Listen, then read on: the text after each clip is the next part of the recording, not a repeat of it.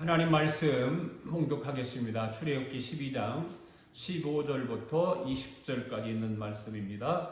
같이 함께 읽겠습니다. 시작. 너희는 이래 동안 무교병을 먹을지니 그 첫날에 누룩을 너희 집에서 제하라. 무릇 첫날부터 일곱째 날까지 유교병을 먹는 자는 이스라엘에서 끊어지리라.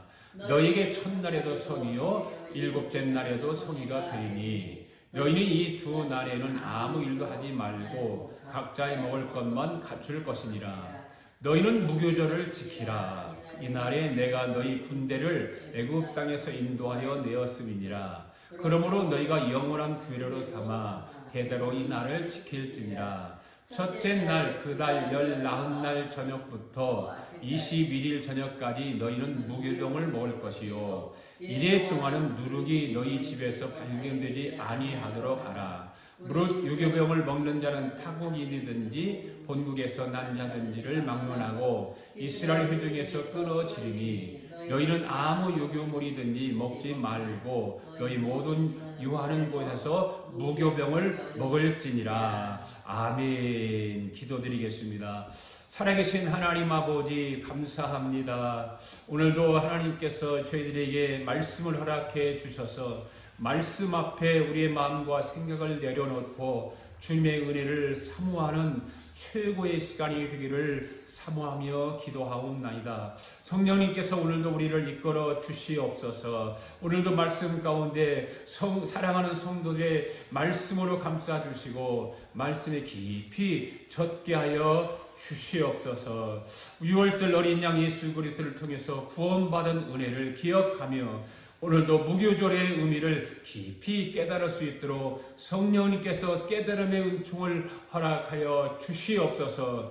어두운 세상 가운데 빛으로 오신 예수님의 은혜와 사랑을 깊이 생각하며 말씀을 듣겠사오니 하나님이여 성령님이여 말씀의 깊이를 온전히 우리에게 전하여 주시옵소서. 아버지 하나님 우리 대한민국을 기억하여 주시고 자유통일이 이루어지도록 인도하시고 축복하여 주시옵소서. 악한 영들 아버지 다 떠나가게 하시고 물러가게 하시고 아버지 자유주의를 낭망하는 자들이 자유통일을 이룰 수 있도록 축복하여 주시옵소서.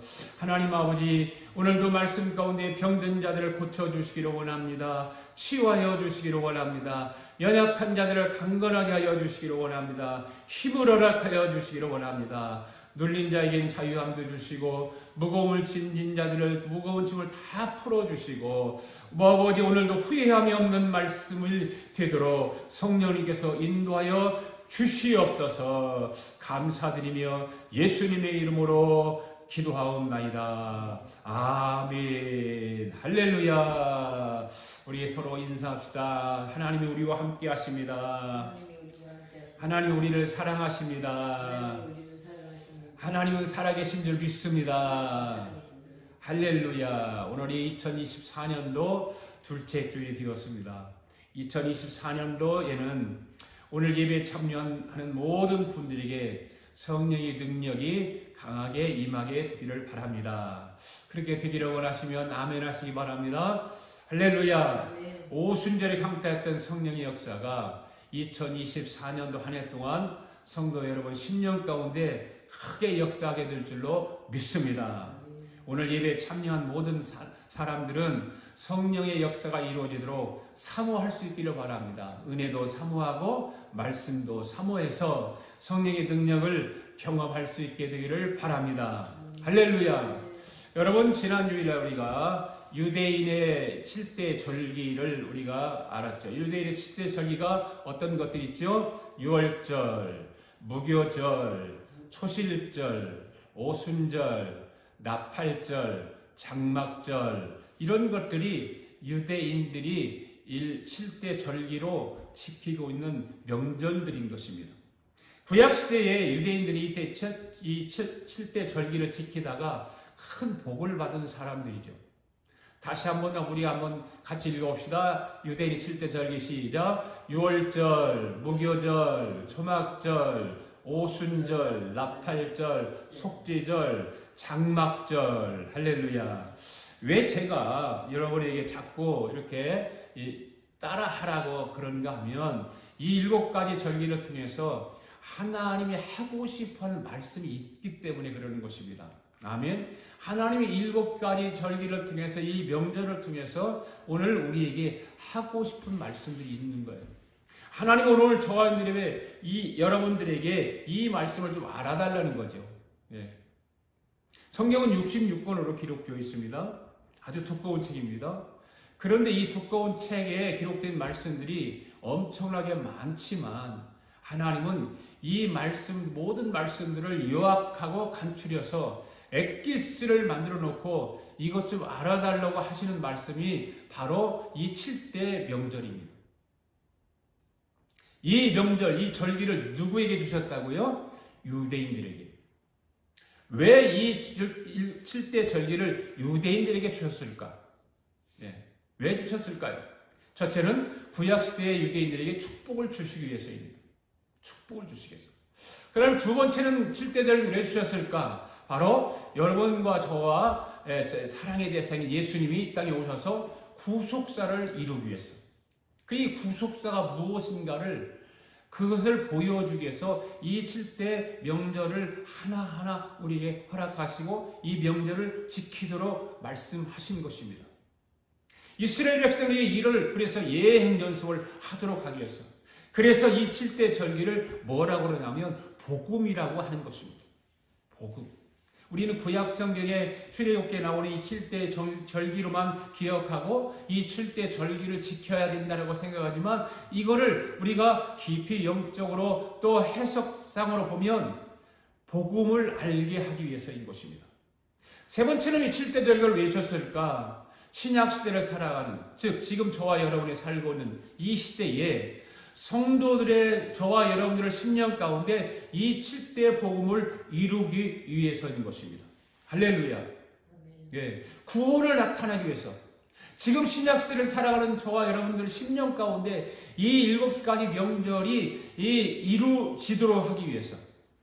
그런데 여러분, 이 말씀들을, 이 7가지 명절들이 고린도전서 5장 6절에서 8절까지 말씀을 보면 이 6월절 어린 양에 대해서 우리가 지난주에 공부를 했지 않습니까? 이 6월절에 그 행사하는 것을 문설주의 어린 양의 피를 발라야 그 죽음의 사자가 넘어간다고 그랬습니다.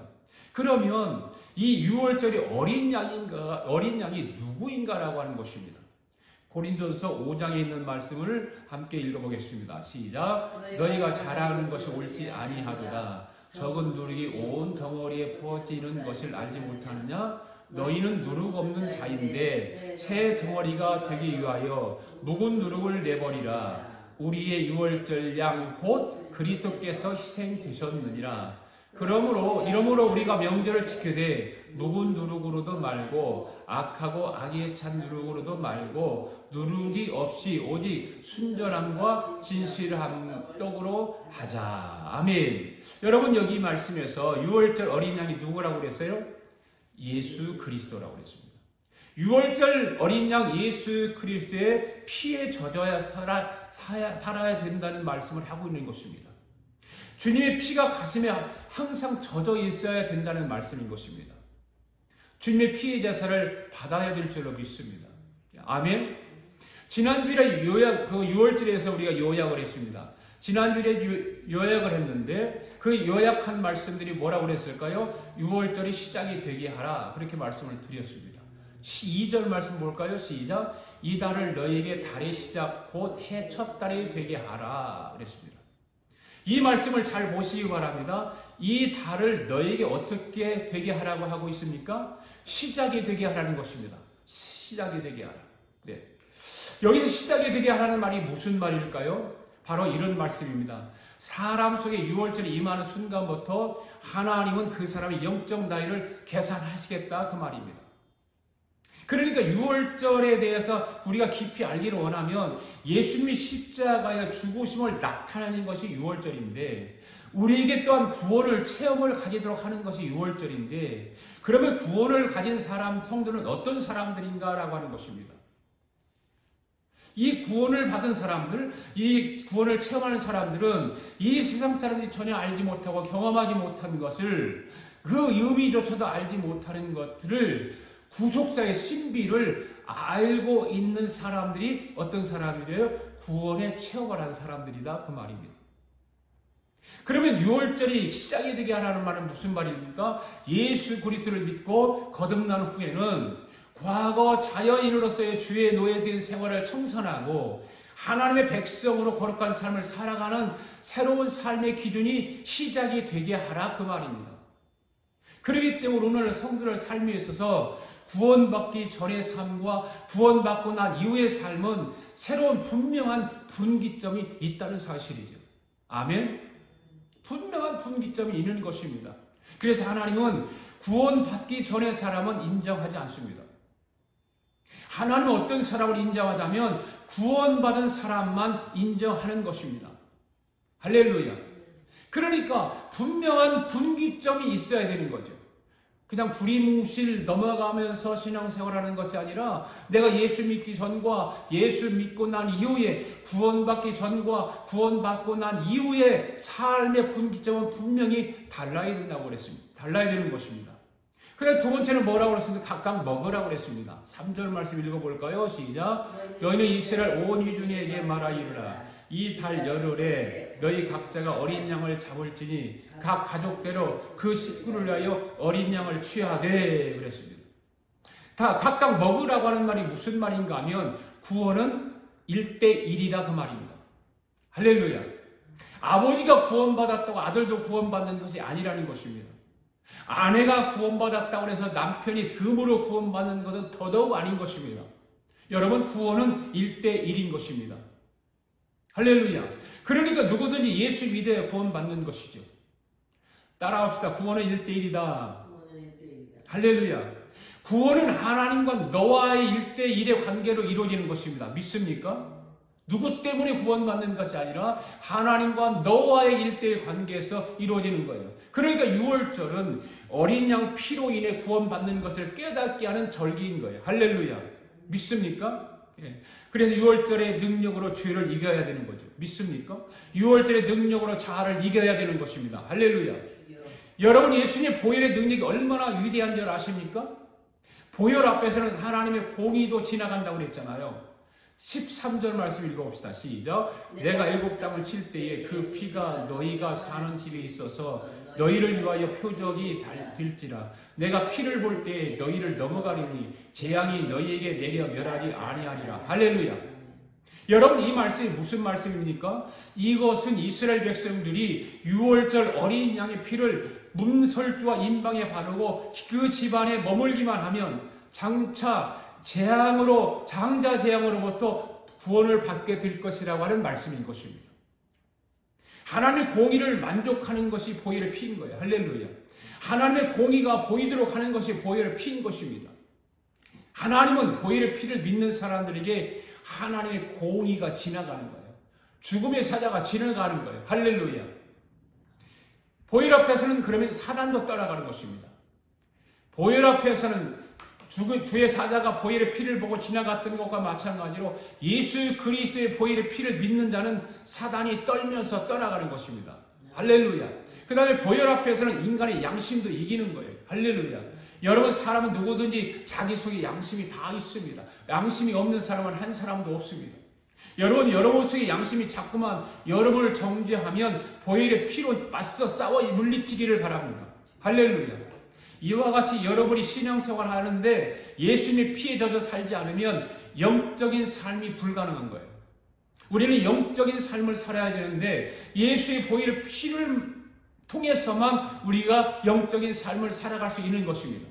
예수 그리스도의 피가 여러분의 신앙의 출발이 되고 기준이 되고 중심이 되어야 하는 것입니다. 아멘. 할렐루야. 이렇게 6월절에 어린 양이 되시는 예수 그리스도의 피가 내 가슴에, 여러분 가슴에 임하면 그 다음에 주님이 우리를 어디로 데려갈까요? 어디로 데려갈까요? 이 말씀은 참 어려운 말씀이에요. 사람들이 듣기 싫어하는 말씀이래요. 바로 유대인의 7대 절기인 무교절입니다. 바로 무교절. 무교절로 우리를 이끌어 간다는 거예요. 6월절에서 합격받고 6월절에서 예수 우리의 보혈의 피를 의지하여 구원받은 사람들은 반드시 거쳐야 할 것이 뭐냐? 무교절이라는 거예요. 이 무교절의 의미를 구약시대의 무교절과 신약시대의 무교절에 대해서 우리가 한번 살펴보기를 원합니다. 구약시대의 무교절은 어떤 것입니까? 오늘 출애굽기 12장 오늘 본문 말씀 17절 18절 말씀 한번 읽어볼까요? 17절 말씀 시작. 너희는 무교절을 지키라. 이 날에 내가 너희 군대를 애굽 땅에서 인도하여 내었음이니라. 그러므로 너희가 영원한 규례로 삼아 대대로 이 날을 지킬지니라. 할렐루야. 이 날을 대대로 지킬 것이냐. 이것은 영원한 규례라 그랬습니다. 여러분 무교절의 유래는 다음과 같은 것이죠. 다 여러분들이 아시지만 고대 이스라엘 백성들이 애굽에서 430년 동안 노예 생활을 하지 않습니까? 이스라엘 백성들은 바로의 어떤 강압적인 그런 일로 인해서 성을 건축하는 일에 강제로 동원되었죠. 그래서 아주 막 엄청난 힘든 일을 고통 가운데서 일을 합니다. 그 노역은 고되고 괴로웠죠. 그래서 그들은 하나님께 도와달라고 부르짖어 기도합니다. 그때 하나님께서는 그 소리를 들으시고 그들을 고통의 땅에 애굽에서 인도하시려고 누구를 보내주세요? 바로 선지자 모세를 보내주시죠. 하나님께서는 모세를 통해서 애굽 전역에 물이 피로 변한 첫 번째 재앙을 시작으로 인해서 개구리 재앙, 이재앙, 파리재앙, 어떤 전염병, 독종, 우박, 메뚜기 재앙, 흑암, 어둠이 막 흑암이 덮치는 그런 9가지 재앙을 내리지요. 그리고 마지막에 어떤 또 재앙을 내리니까 그래도 듣지 않으니까 마다들이 죽임을 당하는 10번째 재앙을 내립니다. 이 재앙으로 애굽 왕 바로의 마다들뿐만 아니라 애굽 사람들의 모든 가정의 마다들 그것뿐이니까 가축들의 처음 난 것까지 모두 죽었습니다. 그러니까 그제서야 이 바로는 이스라엘 백성들을 해방을 선포하게 되죠. 이스라엘 백성의 애굽에서 해방은 갑작스럽게 이루어진 사건입니다. 이스라엘 백성은 하나님의 명령대로 최초의 유월절을 지낸 다음 날 애굽을 그래서 떠나게 되는 것입니다. 이스라엘 백성들은 애굽에서 급히 나오느라고 누룩을 넣지 않은 밀가루 반죽을 그래서 담은 채 옷에 싸서 어깨에 둘러매고 그리고서 낯선 이제 그 노역에서 애굽에서 나오는 것입니다. 하나님께서는 이 출애굽한 이스라엘 백성들을 홍해의 길로 인도하셔서 바다를 건너게 하시죠. 근데 이 애굽 왕 바로는 마음이 돌변해요. 이스라엘 백성들을 다 풀어주고 나서 이들을 그냥 풀어주면 안 되겠다. 가서 도로 잡아 다 죽이라고 명령을 내립니다. 그래서 군대를 이끌고 이스라엘을 추격을 하죠. 그런데 이스라엘 백성 앞에는 홍해 바다가 가로막혀 있습니다. 그런데 뒤를 보니까 애국 군대가 또 쫓아오고 있습니다. 사면 초가에 빠진 이스라엘 백성들은 두려움에 떨지요. 하나님께서는 구름 기둥으로 불 기둥으로 이스라엘 백성들을 도와서 애국 군대가 있는 쪽은 어둡게 하고 이스라엘 백성들이 있는 쪽은 환하게 밝혀준 것입니다. 그래서 밤새도록 애국 군대가 이스라엘 백성들을 따라가지 못한 것이죠. 그때 홍해 앞에 선 모세가 바다 위로 손을 지팡이를 들자마자 바닷물이 갈라지기 시작한 것입니다. 이스라엘은 마른 땅 같이 변한 홍해 한가운데로 밟아서 걸어 지나갑니다. 그때 뒤에서 오던 애국 군대가 백성들을 쫓아서 바다 한가운데 들어왔을 때에 하나님께서는 구름기둥과 불기둥으로 애국 군대를 어수선하게 만들어서 추격을 지연시켜 주지요. 그래서 이스라엘 백성들이 홍해를 건너서 육지에 상륙했을 때에 홍해가 다시 가운데 애국 군대가 바다 가운데 왔을 때에 이 홍해 바다가 다시 물을 합쳐가지고 이 애국 군대 모두를 수장시켜 버립니다. 그래서 이스라엘 백성들은 성력 1월 15일 애국 람셋이라고 하는 곳에서 출발해서 홍해를 건너기까지 엄청난 두려움과 초조함과 불안함과 무서움과 이런 감정을 겪으면서 고통의 시간을 보냈었습니다. 이것을 하나님께서는 기억하고 이 고난과 아픔과 고통을 기억하게 하기 위해서 이 무교절을 제정해놓고 이것을 기억하라는 거예요. 대대로 이 날을 지키라는 거예요. 그렇다면 여러분 신약시대의 무교절은 어떤 것입니까? 신약시대의 무교절은 어떤 것이죠? 구약시대에 지킨 무교절이 출애굽 당시의 고난을 기억하기 위한 절기라면 신약시대의 무교절은 그리스도의 십자가 고난을 기억하고 잊지 않기 위한 절기가 바로 신약시대의 무교절인 것입니다. 할렐루야. 무교절은 여러분 예수님이 십자가에 돌아가셨다가 3일 동안 무덤에 있었던 것 같이, 그렇죠? 네. 6월절 어린 양 피로 인해 구원받은 우리도 무덤 속으로 집어넣는 것이 바로 무교절인 것입니다. 이와 마찬가지로 오늘도 우리들도 6월절 어린 양의 피로 인해 구원받은 현재를 살아가는 성도들도 무덤 속으로 하나님은 자꾸 집어넣기를 원하시는 것입니다. 그걸 우리는 깨달아야 돼요. 여러분 왜 그럴까요? 왜 하나님은 구원받은 사람들을 그냥 편안하게 살게 놔두지 왜 무덤 가운데 집어넣을까요? 왜 무교절이라고 하는 절기를 신약시대 사람들에게 허락해서 이 무덤을 경험하게 할까요? 구원을 베풀어 주셨으면 되지 왜 우리를 무덤 속에 집어넣을까요? 그렇다면 먼저 무덤이 무엇인가를 우리는 알아야 되는 것입니다. 여러분의 생활 가운데 무덤이 뭔가요? 여러분 삶 속에서 무덤들이 참 많이 있을 거예요. 어떤 사람은 물질의 무덤이 있을 것이고, 그렇죠? 하나님은 돈을 가지고 무덤 속에 집어넣는 경우도 있죠. 어떤 사람들은 질병의 무덤이 있어요. 하나님은 병을 통해서 무덤 속에 집어넣는 경우도 있습니다. 질병은 하나님의 목적을 이루기 위한 질병도 있습니다. 하나님께서 목적을 이루시기 위해서 주어진 병은 병원 의사도 고치지 못하는 것이죠.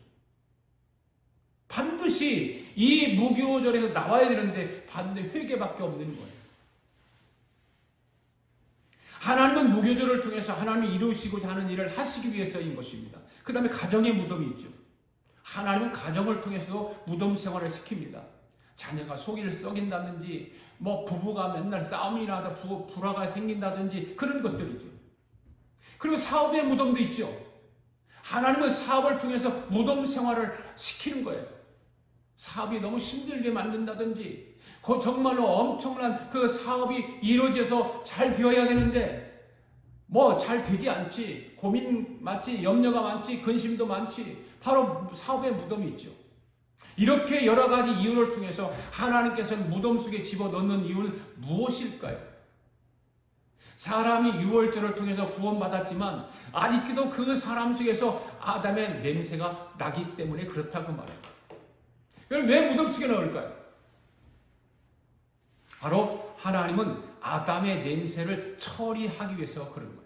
아담의 냄새를 없애기 위해서 무덤 속으로 우리를 집어넣는 것입니다. 이 말은 신학적인 용어로 말하면 성화시키기 위해서 그렇다고 말입니다. 할렐루야. 우리가 예수 믿었다고 해서 유대인들의 그 어린 양을 피를 발라서 그 구원 죽음의 사자가 넘어간 것 같이 우리가 예수 믿고 예수의 보혈의 피를 의지하여 구원받았다고 해서 우리가 그냥 가는 것이 아니라 우리의 과거에 잘못되었던 그런 더러운 생각들, 나쁜 습관들, 이런 죄된 생각들을 바로 없애기 위해서, 처리하기 위해서, 그 아담 때문에 생겼던 모든 죄악들을 없애기 위해서 그래서 우리를 성화시켜 나가는 거라 그 말입니다. 그리고 거룩하게 하기 위해서 무교절의 무덤 속으로 집어넣는 것입니다. 여러분 성경을 보면 무교절 기간이 사람마다 다 다른 것입니다. 사람마다 다 다른 거예요.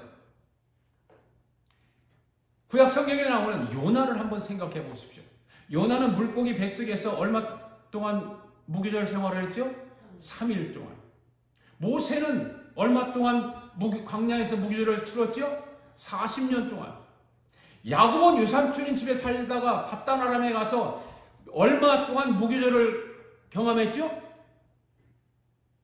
7년, 3, 7이 20일, 21년 동안 치렀습니다. 왜 그럴까요? 하나님이 연단해서 쓰시기 위해서 그러는 것입니다. 이스라엘 백성들 집단으로 무교절을 바벨론 포로가 되어서 몇 년 동안 무교절을 보냈죠? 70년 동안. 70년 동안을 보냈다 그 말이에요. 에스겔서 말씀 한번 읽어볼까요? 37장에 있는 말씀 시작. 다 잘 아는 말씀이죠. 시작. 또 내가 이르되 인자야 이 뼈들은 이스라엘 온 족속이라. 그들이 이르기를 우리의 뼈들이 말랐고 우리의 소망이 없어졌으니 우리는 다 멸절되었다 하느니라. 그러므로 너는 대언하여 그들에게 이르기를 주 여호와께서 이같이 말씀하시기를 내 백성들아 내가 너희 무덤을 열고 너희로 거기에서 나오게 하고 이스라엘 땅으로 들어가게 하리라. 내 백성들아 내가 너희 무덤을 열고 너희로 거기에서 나오게 한즉 너희는 내가 여호와인 줄 알리라. 아멘. 여러분, 이스라엘 백성들이 페르시아 바벨론에서 그들을 해방시켜 주겠다고 하십니다. 내가 너희 무덤을 열고 너희로 거기서 나오게 하리라. 바로 무교절이 끝나게 하리라고 하는 말씀이죠. 여러분, 이스라엘 백성들이 몇 년 동안 무교절을 치렀습니까? 70년 동안 무교절을 경험했습니다. 그러니까 무교절의 방법과 시간은 사람마다 다 다르지요. 같은 것이 아니에요. 여러분의 무교절의 시간이 얼마나 되기를 원하세요? 요나처럼 3일 하기를 원하세요? 아니면 야곱처럼 21년을 하기를 원하세요? 아니면 이스라엘 모세와 같이 40년이 되기를 원하세요? 아니면 이스라엘 백성들이 바벨론을 포로해 70년 동안 하기를 원하세요? 대답해 보세요. 나는 얼마 동안 무교절을 경험하기를 원합니다. 3일 만에 끝나기를 원하십니까? 오늘 여러분 중에 무교절이 오지 않은 사람도 있을 수 있습니다. 6월절만 온 사람도 있을 것입니다. 6월절만 온 사람은 하나님이 그냥 잘 되기를 놔두시는 거예요. 그런 사람은 하나님 관심 없기 때문에 그런 것입니다. 구원받았다고 해서 그걸로 만족하고 사는 사람들은 하나님 관심 없어요. 하나님은 하나님의 백성들만 이끌어 가신다는 사실을 기억하시기 바랍니다. 하나님은 하나님의 백성들에게만 큰 은혜와 축복을 허락하신다는 사실을 믿으시길 바랍니다. 오늘 저와 여러분 중에 무교절이 긴 사람은 하나님께 기도하시기를 바랍니다. 할렐루야. 하나님, 주여 무교절에서 나오게 해주세요. 기도하시기를 바랍니다. 한번 따라합시다. 주여 무교절에서 나오게 해주세요. 주여 나를 물질의 무덤에서 나오게 해주세요. 주여 나를 질병의 무덤에서 나오게 해주세요. 고통의 무덤에서 나오게 해주세요. 어두운 가정의 무덤에서 나오게 해주세요. 바로 여러분 보십시오. 모세는 40년, 야곱은 21년, 이스라엘 백성들은 70년, 요나는 3일 동안만 무덤에 있었습니다. 가장 짧은 기간이었습니다. 그런데 요나보다 더 짧게 무교절을 보낸 사람이 있습니다. 누굴까요? 요나보다 더 짧은 무교절을 경험한 사람은 누굴까요? 다윗입니다. 다윗. 아니 이삭. 다윗이 이삭. 여러분, 이삭은요, 왜 가장 요나보다 짧고 가장 짧은 무교절을 경험했을까요? 바로 모리아 산에서 장작더미에 묶인 채로 한 번 누웠다가 일어나는 것을 끝났어요. 그냥 누웠다가 일어났는데 무교절이 지나간 거예요. 오늘 여러분들도 한 번 누웠다가 일어나는 그런 무교절을 경험해 볼 수 있기를 바랍니다. 한 번 누웠다가 일어나고 한번 그런 경험을 한번 해보시기 바랍니다. 3일도 길죠, 여러분들. 너무 길어요, 그것도. 그런데 여러분, 이삭이 한 번 누웠다가 일어났는데 이것이 쉬운 것이었느냐, 그 말이에요. 쉬운 것이 아니었어요. 이삭은 모리아 산으로 아버지를 따라 올라갔을 때 아버지 앞에, 아버지, 하나님이 내 생명을 원하신다면 오늘 내가 내 몸을 하나님께 제물로 드릴 테니 나를 제물로 쓰시옵소서 하고 장작 위에 누웠다는 것은 자기의 모든 생명을 어떻게 했다는 거예요? 포기했다는 거예요. 자기 모든 삶을 포기했어요. 자기의 모든 생명까지도 포기했습니다. 그 일로 인해서 끝이 난 거예요. 무교절의 무덤은 끝이 난 거예요. 여러분의 선택이 여기에 있습니다. 여러분 한 번에 끝이 나기를 원하십니까? 아니면 40년, 70년 가기를 원하십니까? 한 번에 끝나기를 원하시죠. 그리고 또 한 사람이 무교절에 짧은 사람이죠. 어떤 사람일까요? 바로 다윗이에요. 누구요? 다윗입니다. 다윗은 어디에서 무교절을 경험하고 무교절에 나왔을까요? 엔게디 굴속에서. 다윗이 사울 왕에게 자기 장인어른 아닙니까? 장인어른 사울 왕에 쫓겨 도망 다니다가 너무 덥고 힘이 들어서 잠시 쉬기 위해서 동굴 속으로 들어갔어요. 그곳이 엔게디 굴이에요. 그런데 다윗을 잡으러 다니던 사울도 잠깐 눈 좀 붙이기 위해서 동굴로 들어가게 되었는데 그만 다윗이 들어가 쉬는 동굴로 들어가게 된 거예요. 우연치 않게. 우리나라 속담에는 이런 말이 있잖아요. 원수는 어디에서 만난다고요? 외나무 다리에서 만난다고 그러잖아요. 여러분 동굴에 들어가면 처음에 앞이 잘 보이나요? 잘 보이지 않아요. 왜? 내 뒤는 훤하고 저기는 껌껌하기 때문에 잘 보이지 않습니다. 처음에는. 그 빛이 이제 다 내 눈으로 다 들어왔을 때 저 조금 훤하게 보이죠. 한참 동안 동굴 속에 있어야 앞이 조금씩 보이기 시작하잖아요. 근데 다윗이 먼저 동굴 속에 들어가 있었기 때문에 막 지금 동굴 속으로 들어오는 사람은 잘 보일까요? 보이지 않을까요? 잘 보이지 않아요. 안에서 밖을 보니까 잘 보이죠. 잘 보이는데, 그런데 입구 쪽에서 누가 들어오는가를 보니까 자기 장인 사울왕이 자기를 잡으러 들어오는 거예요. 그래서 깊은 굴 속에서 다윗이 죽은 듯이 엎드려서 하나님께 거기서 기도하기 시작하죠. 서로 소리도 내면 내지 못하죠. 소리 내면 금방 붙잡혀 죽으니까 소리 내지 못하고 묵상으로 기도합니다. 여러분, 이런 상태에서 묵상 기도는 어떠할까요? 간절하겠죠? 그죠?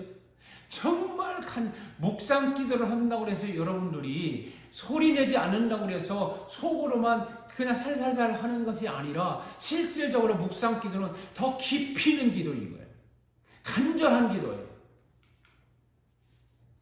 묵상 기도는 잠잠해서 하는 기도가 아니라고 말해요. 조용하게 하는 기도가 묵상 기도가 아니라는 것입니다. 간절하게. 정말 지금 죽음이 앞에 와 있는 그런 환경 속에서 다윗은 그 엔게디 굴 속에서 간절하게 지금 묵상 기도하고 있는 거예요.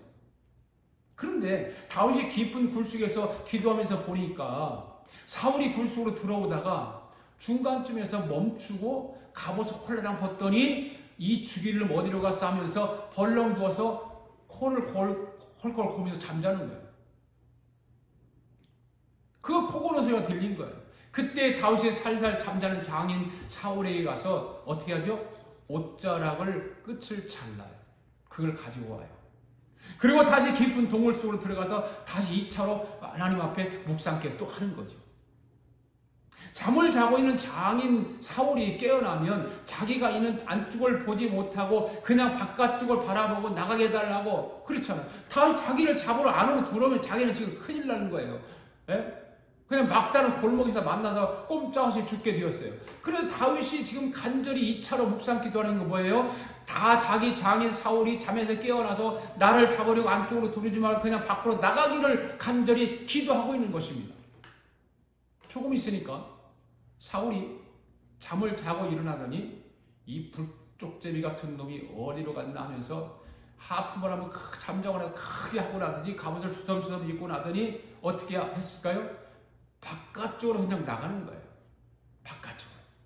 그때 다윗이 뛰어나오면서 뭐라고 외칩니까? 왕이여 어찌하려 저를 죽이려 하나이까? 잠시 전에 제가 들어간 저 굴 속에 왕이 들어와 주무셨나이다. 하늘의 하나님의 왕의 생명을 나에게 붙여서 잠자는 왕의 목을 칼을 가지고 자를 수 있었지만 나는 하나님으로부터 기름 부음 받은 왕의 생명에 손을 대지 아니하였나이다. 여기 보시옵소서. 당신의 옷자락을 잘라서 내가 여기 가지고 있나이다. 당신의 옷자락을 보시옵소서. 왕의 생명을 하나님이 나에게 주셨지만 그러나 나는 굴 속에서 나의 의지대로 하지 아니하였나이다. 막 그러면서 왕을 향해 소리지르는 할렐루야. 여러분, 다윗은 정말 대단한 사람이에요. 사울왕에게 죽임을 당할지라도 자기의 의지와 감정을 사용하지 않았죠. 여러분, 다윗이 대단하지 않습니까? 우리가 말씀에서 읽은 것으로 이거를 영화로 만들었다면 정말 대단한 거예요. 그러면 다윗이 그 엔게디 굴 속에서 나올 때 무교절이 어떻게 됐을까요? 끝난 거죠. 거기서 무교절이 끝났어요. 그때 하나님 다윗을 초실절로 데리고 가서 헤브론의 왕으로 세워요. 이미 다윗은 왕으로 기름을 받았지만 현실적으로 왕이 되지 않은 상태에 있었기 때문에 하나님께서 그 헤브론 왕으로 세우게 되는 것입니다. 여러분 이것을 오늘 현대에 저와 여러분에게 한번 적용을 시켜보자 그 말이에요. 여러분 지금 여러분에게 부활의 영광이 주어졌습니까? 주어지지 않았습니까? 이미 여러분에게는 부활의 영광이 주어졌습니다. 임했습니다. 그 부활에 현실적으로 나타나지 않았지만 부활의 영광이 현실적으로는 나타나지 않았지만 이미 부활의 영광이 찾아온 것입니다. 아멘. 그 현실이 언제 나타나느냐 그 말입니다. 언제 나타날까요?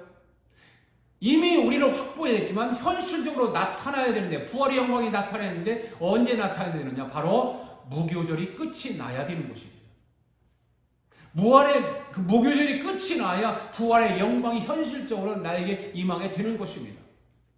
왜 그러면 하나님께서 무교절을 사람에게 주셨을까요?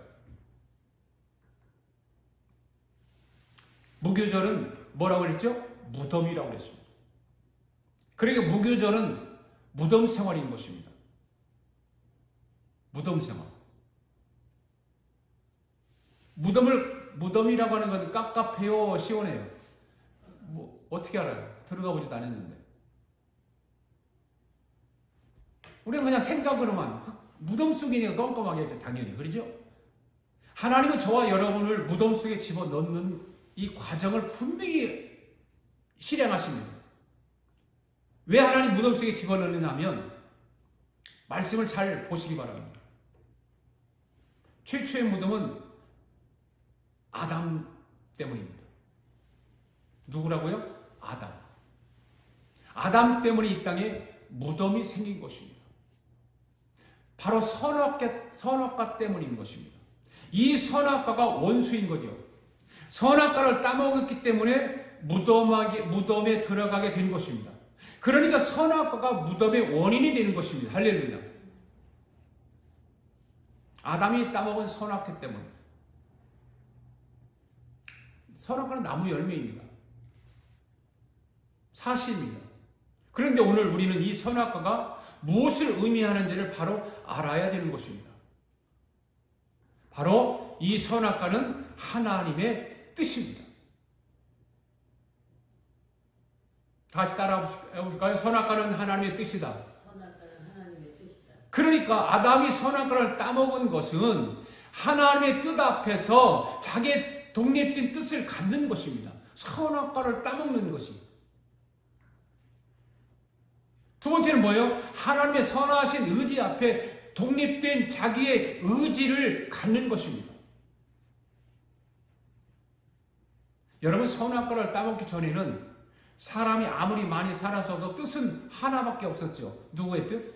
하나님의 뜻. 여러분, 지금 예루살렘 성에 들어가면 수많은 천군 천사들과 함께 있는 사람들이 있는데 거기는 누구의 뜻만 있을까요? 하나님의 뜻만 있는 거죠. 믿습니까? 우리가 예루살렘 성에 들어갔을 때 하나님 부르셔서 우리의 모든 영육이 예루살렘에 들어갔을 때 거기에 뜻은 누구 뜻만 있죠? 하나님의 뜻만 있는 거예요. 세 번째는 하나님의 뜻 앞에, 선하신 의지 앞에 인간의 독립된 견해를 갖는 거예요. 바로 자기가 갖는 거죠. 이것이 바로 사약이에요. 사약과 같은 거예요. 이런 것이. 여러분, 선악과를 따먹기 전에는 이런 일이 있었나요? 없었죠. 그런데 선악과를 따먹고 난 이후로는 모든 인간은 자기의 독립된 견해를 따라 가지고 있어요. 따로 가지고 있어요. 그러면 이 시간 우리가 꼭 짚고 넘어가야 할 것이 무엇인가 하면 우리가 잘 생각해야 됩니다. 이런 깊이 있는 말씀을 우리가 한번 생각해보자 그 말이에요. 여러분 속에 있는 성령을 통해서 여러분이 받아들이고 이 말씀을 깊이 한번 생각해 보시기 바랍니다. 저저히 보시기를 바랍니다. 신앙의 나이가 어린 사람들은 이해를 못할 경우도 있을 거예요. 오늘 우리 아가페교회 성도들, 영상으로 예배 참여 성도들은 이런 깊이 있는 복음의 말씀 앞에 새로운 영의 눈이 뜨여질 수 있기를 바랍니다. 여러분 속에도 여러분의 뜻이 있죠. 여러분의 의지가 있죠. 여러분의 견해가 있습니다. 그렇죠? 그래서 여러분 쪽에서 보면 여러분의 정신적 생명과도 같은 것이 여러분의 자아라고 하는 거죠. 인간에게는 정신적 생명과 같은 자아가 다 있습니다. 그것이 뭐라고요? 뜻과 의지와 견해라는 것이요. 이것이 인간에게는 정신적인 생명의 기관과 같은 거예요. 그런데 이것들을 하나님 앞에 다 내려놓으라고, 다 엎어버리라고 하면 인간 측면에서 생각해보면 박탈감이 날 수밖에 없겠죠. 그리고 생각하는 것이 뭐예요? 나의 존재는 아무것도 없네? 나는 뭐야? 나는 아무것도 아니네? 나는 개똥이네? 그런 심한 박탈감을 느끼기 때문에 사람들은 이 무교절 무덤 속에 들어가지 않으려고 해요. 모리아산에 눕는 것을 거부해요. 무교절 속에 들어가기를 거부한다 그 말이에요. 여러분 신앙을 지금 한번 생각해 보세요. 나의 신앙이 저 사람과 같은가 다른가? 어떤 때? 다릅니까? 같습니까? 다르죠? 여러분의 믿음의 동역자들 한번 돌아보시기 바랍니다. 신앙이 거기고 저나 나나 비슷하지 않습니까? 어떤가요? 다른가요? 비슷하지 않습니까? 네. 왜 그럴까요? 모든 신앙인들이 이 무교절에 아직도 갇혀있는 거예요. 이 무덤 속에 아직도 갇혀있는 거예요. 이 무교절이나 나오지 못하고 인생을 마치는 사람들이 아마 90% 이상 될 거예요. 소돔과 고모라가 의인 5명이 없어서 멸망했지 않습니까? 그걸 한번 우리가 생각해 보자고 말해요.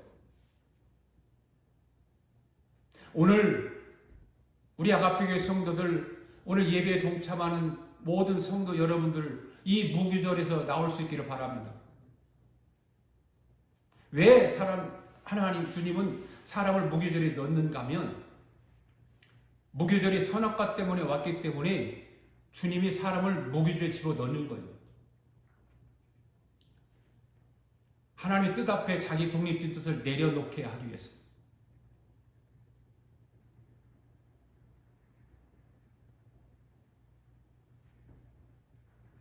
그 다음에 뭐예요? 하나님의 선하신 의지 앞에 독립된 인간의 의지를 갖지 않게 하기 위해서. 세 번째는 뭐예요? 하나님의 뜻 앞에 선하신 의지 앞에 인간의 독립된 견해를 반납받기 위해서. 여러분 오늘 이 시간에 머뭇거리지 말고 선악과를 토해내시기를 바랍니다. 기간을 길게 잡지 말고 머뭇거리지 말고 지금 토해낼 수 있기를 바랍니다. 그러면 하나님이 왜 인간에게서 그 뜻과 의지와 견해를 가지시려고 할까? 그냥 놔두면 안 되는가? 왜 그러실까? 하나님의 욕심이 너무 많아서일까?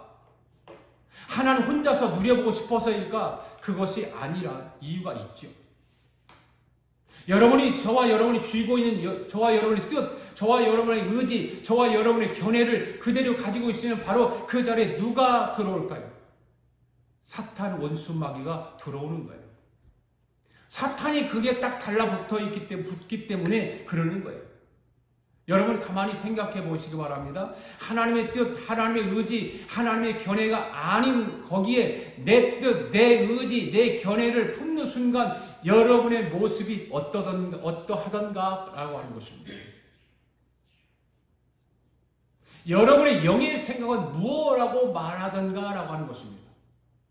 여러분의 뜻과 의지와 견해를 품는 사람은 그 순간 어떤 사람은 얼굴이 이상하게 변하는 사람도 있을 것이고 가슴이 두근두근하는 사람도 있을 것이고 얼굴이 빛이 사라지고 그렇습니다. 왜 그럴까요? 사탄이 달라붙기 때문에 그러는 것입니다.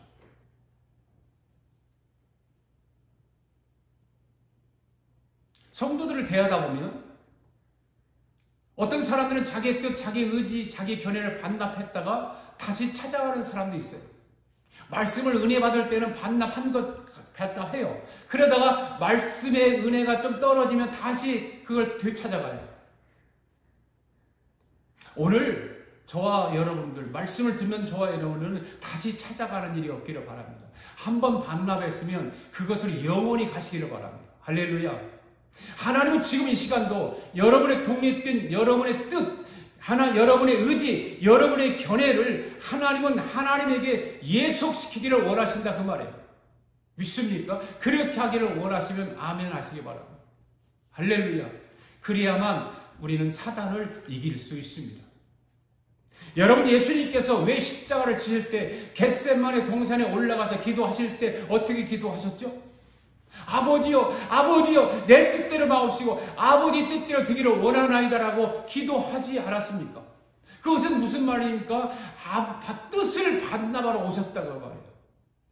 예수님도 아버지 앞에 당신의 뜻을 반납하기 위해서 겟세마네 동산에 와서 그렇게 기도하신 거예요. 그래서 오늘 저와 여러분이 뜻을 주님께 반납하면 하나님이 무덤에서 오래 두지 않고 꺼내 주실 줄로 믿습니다. 할렐루야. 여러분, 이 시간에 결단할 수 있기를 바랍니다. 주님, 나의 뜻을 주님께 반납합니다. 주님, 나의 의지를 주님께 반납하겠습니다. 나의 견해도 주님께 반납하겠습니다. 그리고 여러분, 선악과를 다 토해낼 수 있기를 바랍니다.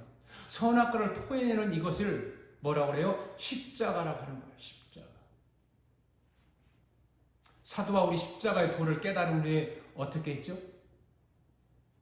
모든 자기의 뜻, 모든 자기의 의지, 모든 자기의 견해를 뭘로 여겼다고?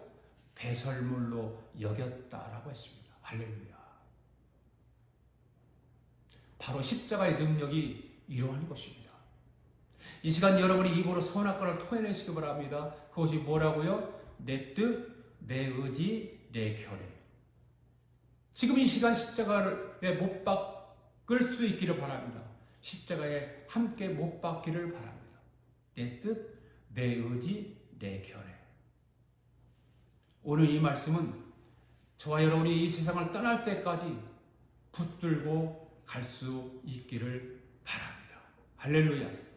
우리 이 시간에 함께 찬양 부르면서 하나님 앞에 예물 봉헌에 올리겠습니다.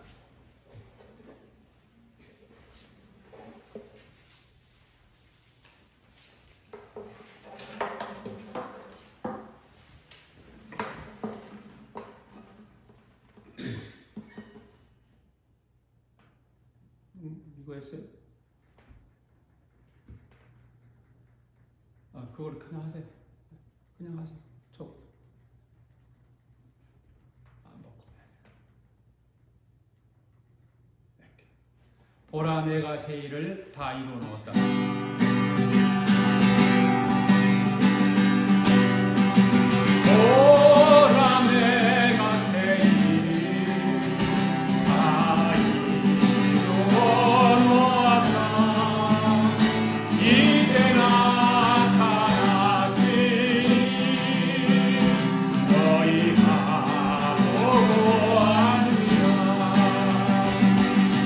정령이 내가 사망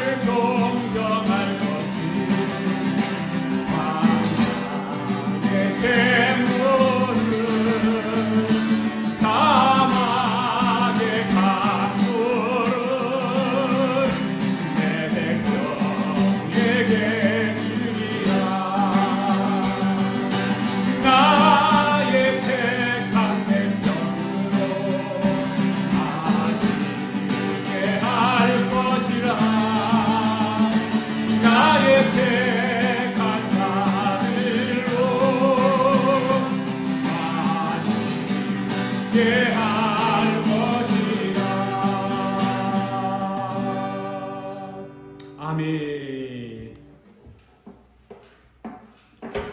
우리 기도하겠습니다. 하나님 아버지 감사합니다. 하나님께서 오늘도 귀한 말씀으로 은혜를 베풀어 주시고 우리가 깊이 있는 말씀으로 무교절에 대해서 오늘 공부를 했습니다. 하나님 오늘 말씀 들은 것 배운 것 깊이 깨달아 무덤 속에 머물러 있지 않고 무덤에서 나올 수 있도록 무교절의 은혜를 허락하여 주시옵소서. 그래야 우리의 부활의 영광이 우리 앞에 있음을 믿습니다. 부활의 능력을 경험하게 하여 주시옵소서.